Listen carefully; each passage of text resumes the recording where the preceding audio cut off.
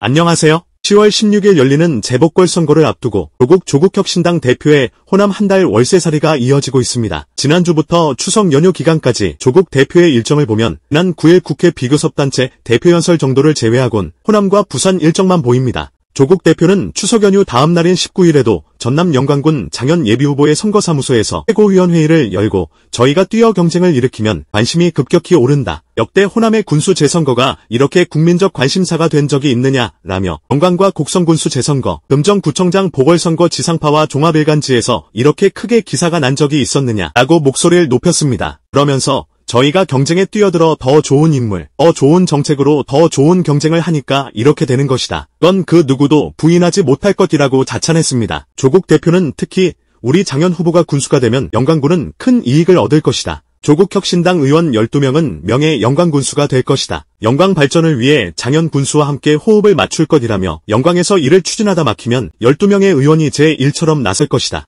여차하면 달려올 것이다. 오늘처럼 말이다라고 공언하기까지 했습니다. 그러면서 장현 후보의 승리는 윤석열 정권의 가장 아픈 일격이 될 것이다. 윤석열 정권 조기 퇴진을 가장 앞장서서 가장 크게 외치는 정당이 바로 조국혁신당이라며 그러니 저희가 승리하면 국민이 저희의 윤 정권 퇴진 주장에 동의하고 있음이 확인되는 셈이라고 목소리를 높이기도 했습니다. 김선민 최고위원 역시 영광군 인구 30%가 65세 이상의 고령층임을 거론하며 10월 영광에서 우리 조국혁신당의 장현 후보가 승리한다면 시군구 지역 최초로 간병비 지원 사업이 추진되는 곳은 바로 영광이 될 것이다. 저희가 그렇게 만들겠다라며 어르신 간병비 지원 사업 영광에서 실시하겠다라고 공언하기도 했습니다. 조국을 필두로 한 조국혁신당 정치인들은 이처럼 이번 소규모 재보궐선거에 마치 당의 명운이라도 건 듯 많은 에너지를 쏟아붓고 있는 것인데요. 조국혁신당은 또 보도자료를 통해 지난 13일 조국 대표가 추석 귀성인사 직후 전남 곡성으로 내려갔고 박웅두 곡성군수 예비후보 개소식을 마친 뒤 곡성과 영광에 모두 월세집을 계약하고 한 달 살이 현장을 처음으로 언론에 공개하기도 했다라고 전하기도 했습니다. 특히 조국은 19일 현장 최고위원회의를 포함해 오전 오후 일정 대부분을 영광군에서의 선거 인사 일정으로 채우고 있었습니다. 저녁엔 광주에서 열리는 9.1 구평양 공동선언 6주년 기념식에 참여합니다. 그러나 19일은 국회에서 본회의가 열리는 날이었고 김건희 특검법,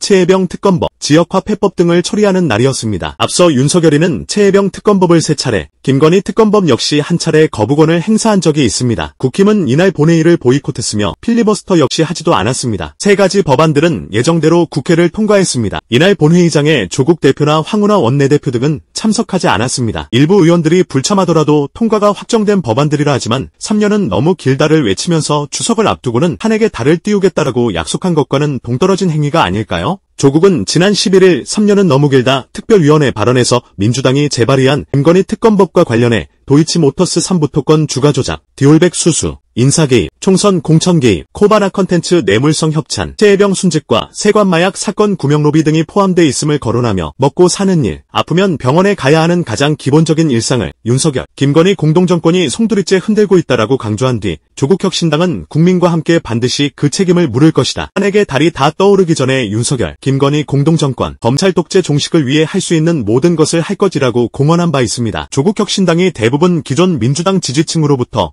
비례대표 표를 받아 12석을 얻을 수 있던 것은 윤석열 정권과 더 잘 싸울 수 있는 쇄빙선임을 강조했기 때문 아니었나요? 윤석열 김건희 공동정권 종식을 위해 할 수 있는 모든 것을 다 하겠다고 공언하는 것과 호남 군수 재보궐선거 치중이 과연 얼마나 연관성이 있습니까? 현재 윤석열 지지율은 한국갤럽 기준 20%까지 떨어졌으며 반등할 만한 요소는 전혀 보이지 않는 것이 현실입니다. 곧 10%대 추락을 비롯해 마지막 남은 콘크리트 지지율마저 붕괴될 거라 많은 이들이 예측하고 있습니다. 이번엔 김건희 공천 개입까지 튀어나오면서 국힘에도 상당한 타격이 갈 상황 아닌가요? 또 다음 달 7일부터 실시될 국정감사가 얼마 남지 않았습니다. 윤석열 일당에 부글부글 끓고 있는 공무원들 사이에서도 곧 있을 국정감사를 앞두고 국회의원실에 분명 제보를 쏟아낼 것이 분명합니다. 윤석열 일당에 더욱 타격을 입힐 수 있는 제보가 쏟아지겠죠. 그렇다면 검찰 독재 조기 종식, 쇄빙선을 외치는 조국을 포함한 조국혁신당은 국정감사부터 철저히 준비해야 하지 않겠습니까? 정당으로서 후보 내고 경쟁하겠다는 거 좋습니다. 그러나 무엇이 더 중요한 일인지, 자신들이 어떻게 하면 더 많은 지지를 받을 수 있을지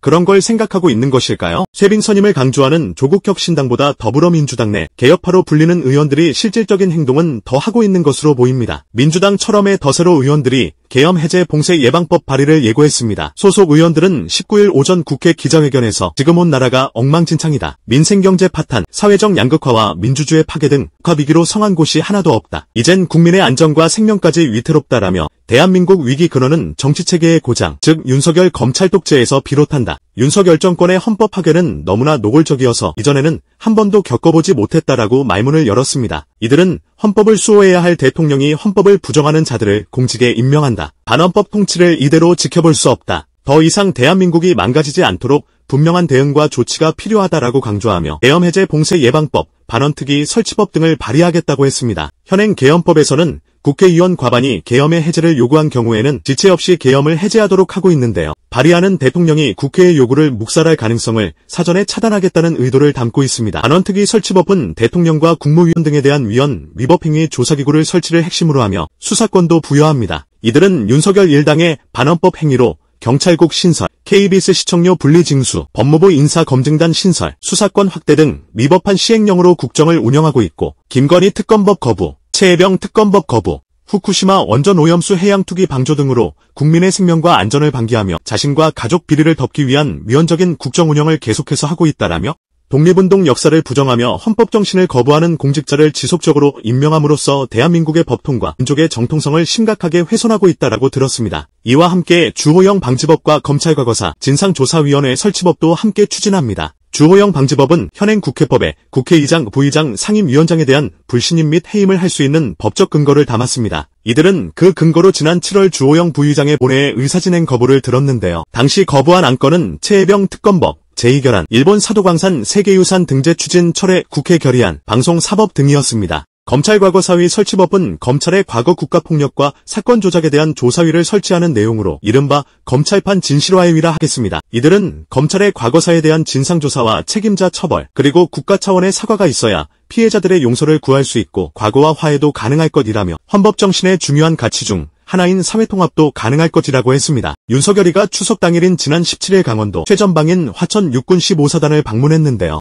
해당 부대엔 방탄소년단의 RM도 군악대로 복무 중에 있습니다. 용화대에 따르면 이 자리에선 윤석열이가 잘 먹어야 훈련도 잘하고 전투력도 생기는 법인이 장병들에게 전투 식량과 통조림을 충분히 보급하라고 지시했다고 합니다. 또 윤석열이가 세계 각국의 전투 식량을 온라인으로 직구해서 먹어봤다는 내용 역시 보도됐는데요. 책 같은 건 멀리한 지 아주 오래됐지만 술을 비롯해 먹는 것에만큼은 관심이 아주 넘치는 것 같습니다. 이를 두고 윤석열이가 미필인 거 제대로 티내고 있다는 질타가 이어지고 있습니다. 왜 김건희 친인척이 전투식량 제조업 시작했냐? 김건희에게 전투식량 관련 로비가 들어왔군이라는 반응부터 나옵니다. 18일 JTBC 뉴스룸에서도 이를 다뤘는데요. 기자는 일반적으로 최전방이나 격오지라 할지라도 평소에는 식당 배식하지 전투식량 안 먹기 때문이라며 전투식량은 야외 훈련 때 제한적으로 먹거나 유통기한이 얼마 남지 않았을 때 재고 소진을 위해서 먹는 경우가 많다. 개인적으로 저도 한 20여 년 전에 최전방 GOP에서 군 생활했는데 제 임기 동안 한 두세 번밖에 먹어본 적이 없다. 주로 유통기한 하루 전걸 먹었던 기억이 있다라고 했습니다. 기자가 언급한 대로 군복무 중 전투식량 먹을 수 있는 기회는 지극히 제한적입니다.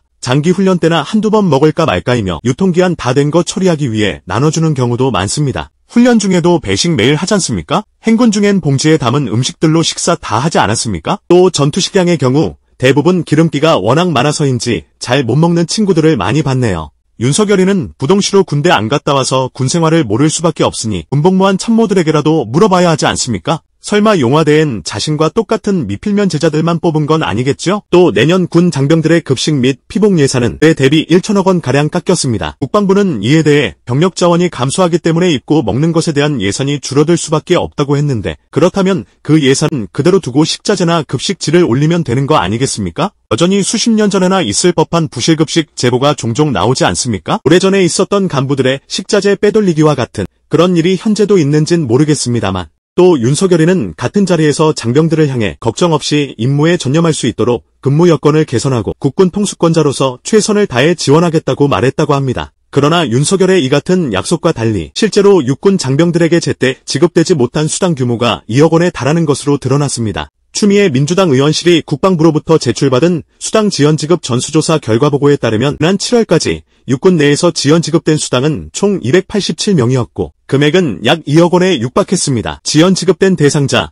298명 중 가장 많은 비중을 차지한 것은 시간 외 근무 수당으로 총 191명이 1억 4,396만 원을 늑장 지급받았습니다. 그 밖에도 특수업무 수당, 특수지급 무수당 등이 있었습니다. 그 사유는 시간의 근무 검증이 늦어진 이유가 가장 많았고 실무자 인력 착오나 시스템 오류 등이 있었습니다. 육군은 올해 1월부터 경계부대에서 추가 근무 인정 시간이 늘어나면서 이를 검증하느라 지급이 늦어졌다고 밝혔지만 실무착오나 시스템 오류 등의 경우엔 제대로 일을 하지 않았다라는 지적에서 벗어날 수 없습니다. 이런 지급 지연은 군인들의 사기를 떨어뜨리는 대표적 사례가 되는데 말로만 근무 여건 개선 외치면 안 되지 않습니까? 정부가 국회에 제출한 국방예산은 지난해 대비 3.6% 오른 61조 5,878억 원인데요. 여기서 초급 간부 주거 여건 개선을 위해 간부 숙소 예산을 올해 대비 49.5% 증가한 7,863억 원으로 대폭 확대했으며 병영 생활의 질적 향상을 위해 병영생활 전문 상담관을 660명에서 700명으로 증원하고 동원 미지정 예비군에 대한 훈련비도 처음으로 도입했다고 합니다. 그러나 워낙 막장인 정권이라 또 극단적인 계엄령 시도설까지 흘러나오는 정권이라 주둥이로만 안보를 외치는 정권이라 과연 장병들이나 하급 간부들을 얼마나 대우해주겠습니까? 최해병 특검법에 대한 거부권을 이미 2번이나 행사하며 해병대는 말할 것도 없고